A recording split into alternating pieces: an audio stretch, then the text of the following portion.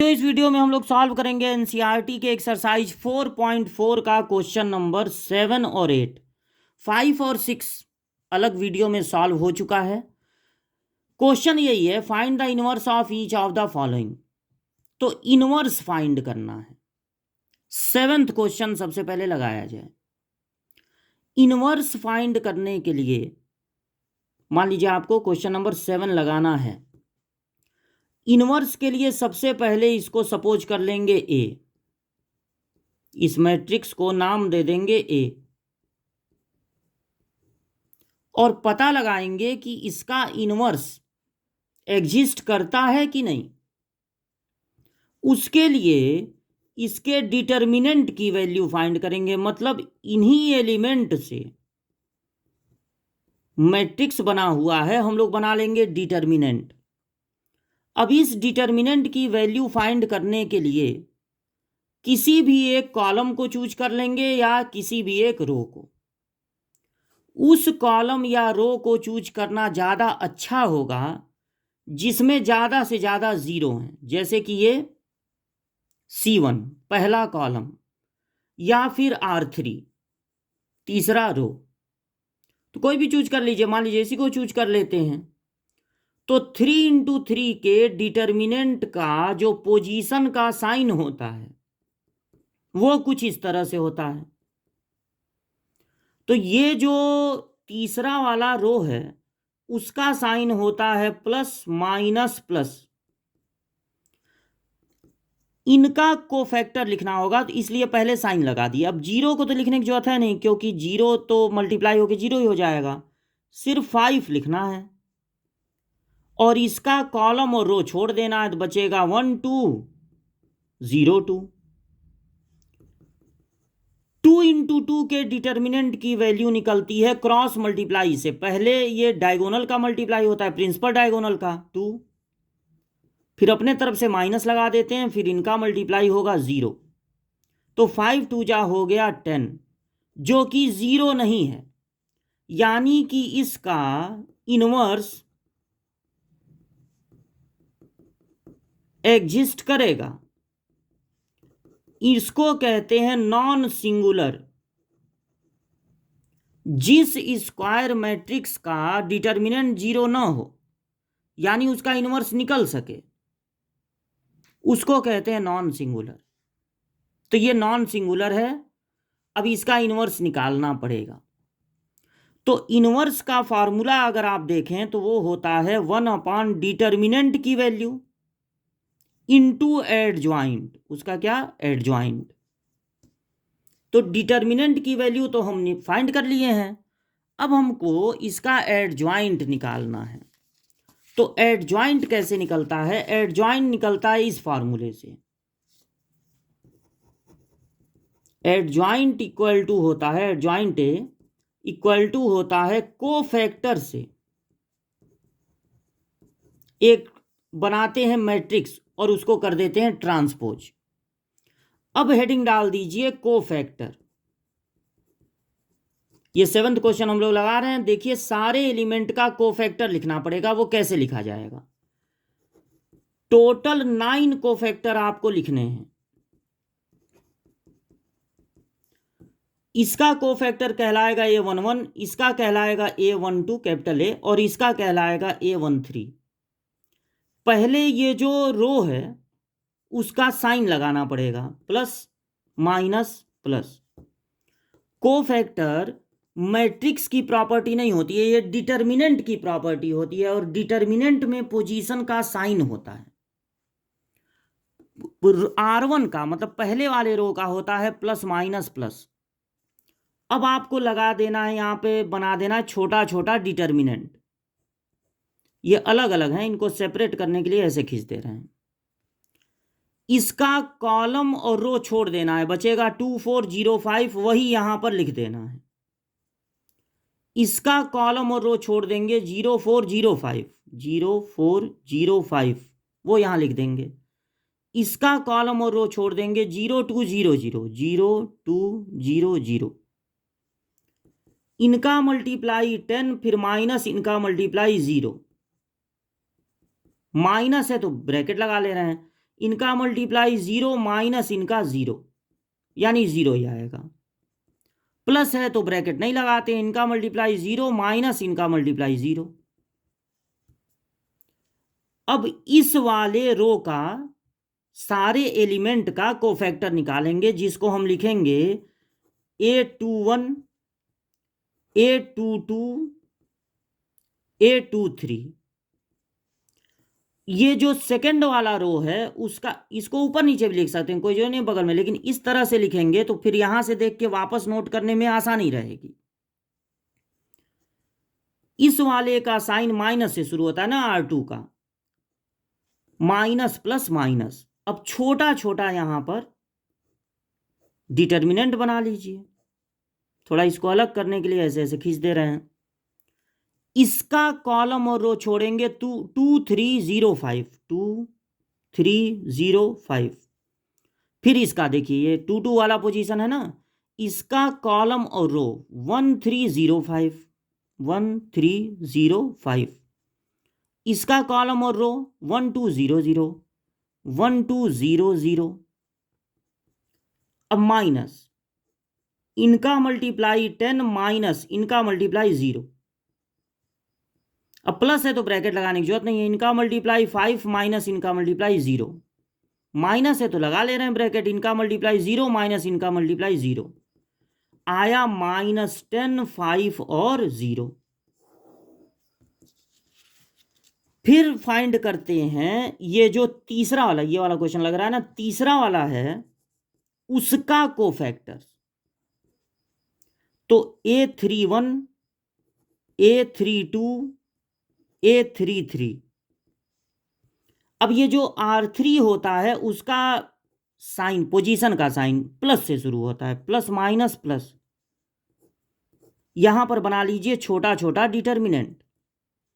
इसका कॉलम और रो छोड़िए 2 3 2 4। इसका कॉलम और रो 1 3 0 4। इसका छोड़ दीजिए कॉलम और रो, तो 1 2 0 2।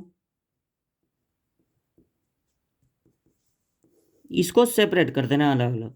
इसका मल्टीप्लाई हो जाएगा 4 2 जा 8 माइनस 3 2 जा 6, यानी 2। माइनस है तो ब्रैकेट लगा लेना, इनका मल्टीप्लाई 4 माइनस इनका मल्टीप्लाई 0, 2 माइनस 0, यानी 2 माइनस 4, और ये आ गया 2। अब हम लिखेंगे एडजॉइंट ए। तो एडजॉइंट ए क्या होता है, जो कोफैक्टर निकले हैं 10 0 0,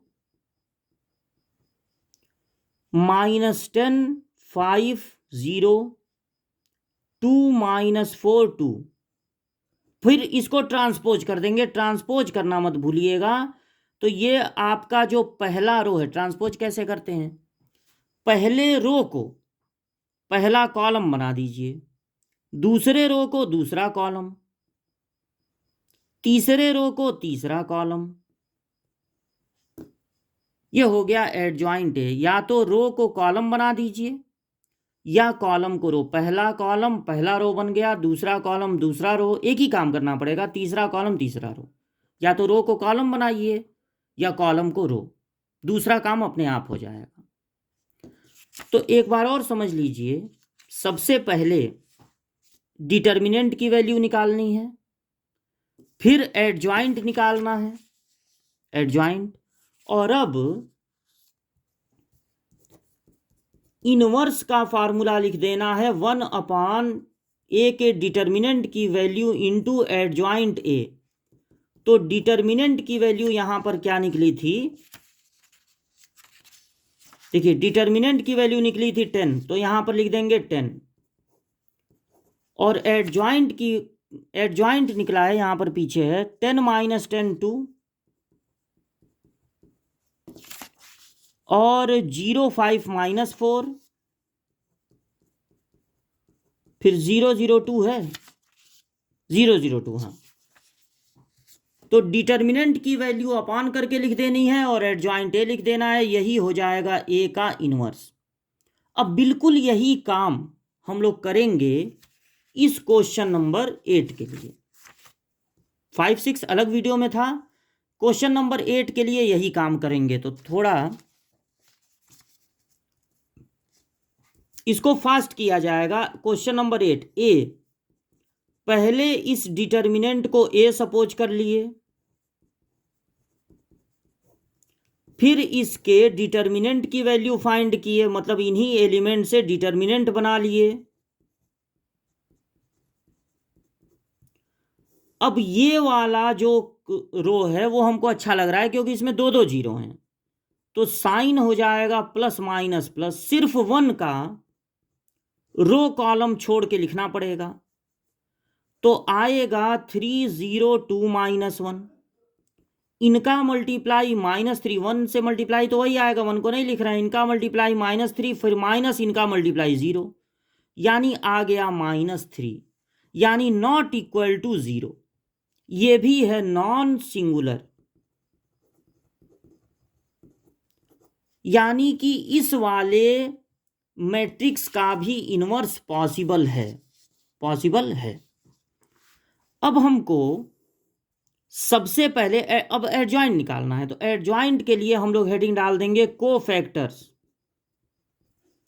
वो होगा A11, A12, A13, जिसका साइन प्लस से शुरू होता है, और छोटा छोटा यहां पर बना देंगे डिटर्मिनेंट।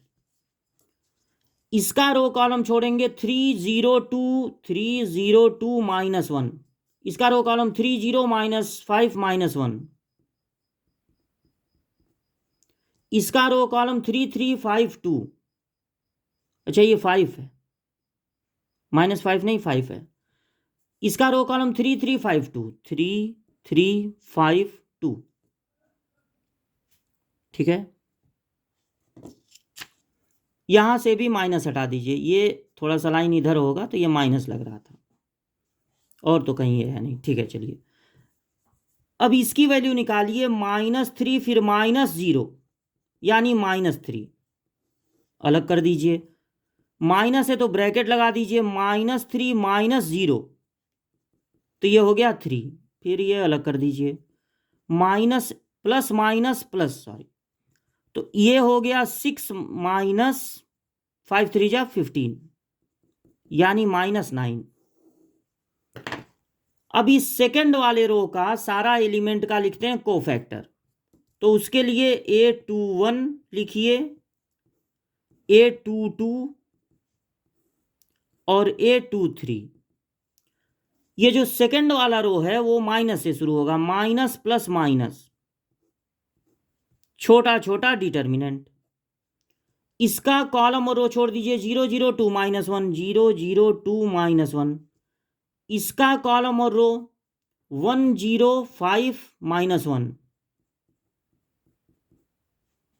इसका रो और कॉलम, इसका रो और कॉलम और रो छोड़ दिए, 1 0 5 2 1 0 5 2, माइनस ब्रैकेट लगा लिए, इनका मल्टीप्लाई -1,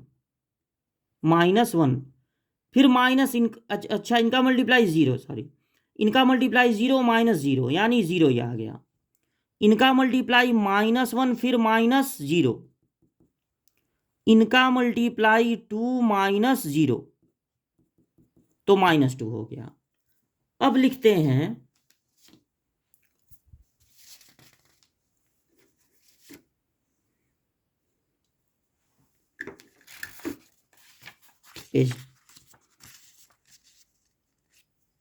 इस थर्ड वाले A31, A32, A33, इसका साइन होता है प्लस से शुरू, प्लस माइनस प्लस,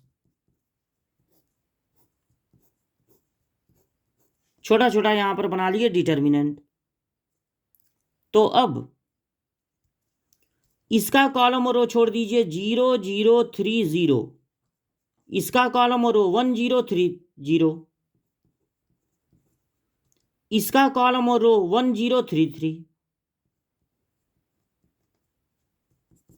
तो ये 0 -0 यानी 0, अलग कर दिए इसको, माइनस है ब्रैकेट लगा लिए, 0 -0 0 ही होगा, और यहां पर 3 -0 यानी 3। एडजॉइंट ए होता है जो कोफैक्टर्स आप लिखे हैं उनसे बनाना है मैट्रिक्स, बाद में कर देना है ट्रांसपोज। तो ये तीसरा वाला तो यहीं दिख रहा है, नोट कर दे रहे हैं 0 0 3। फिर ये बीच वाला क्या था 0 -1 -2, 0 -1 -2, और ये था -3 3 -9, -3 3 -9। अब इनको कर देना है ट्रांसपोज। तो ट्रांसपोज करने के लिए पहले रो को पहला कॉलम, दूसरे रो को दूसरा कॉलम, तीसरे रो को तीसरा कॉलम। जब एडजॉइंट ए भी निकल गया तो अब ए इनवर्स का फार्मूला लिख लेंगे। 1 डिटर्मिनेंट की वैल्यू इंटू एडजॉइंट ए। तो 1 डिटर्मिनेंट की वैल्यू कितनी आई थी -3। इसको मॉड मत समझिएगा कि ये माइनस में नहीं हो सकता, ये डिटर्मिनेंट को शो कर रहा है। ये माइनस में हो सकता है, डिटर्मिनेंट की वैल्यू प्लस भी हो सकती है, माइनस भी हो सकती है, 0 भी हो सकती है। इसके बगल में लिखना है एडजॉइंट। तो -3 0 0, 3 -1 0, -9 -2 3। तो ये था क्वेश्चन नंबर 7 और 8 का सॉल्यूशन। तो इसको ध्यान से देख लीजिएगा।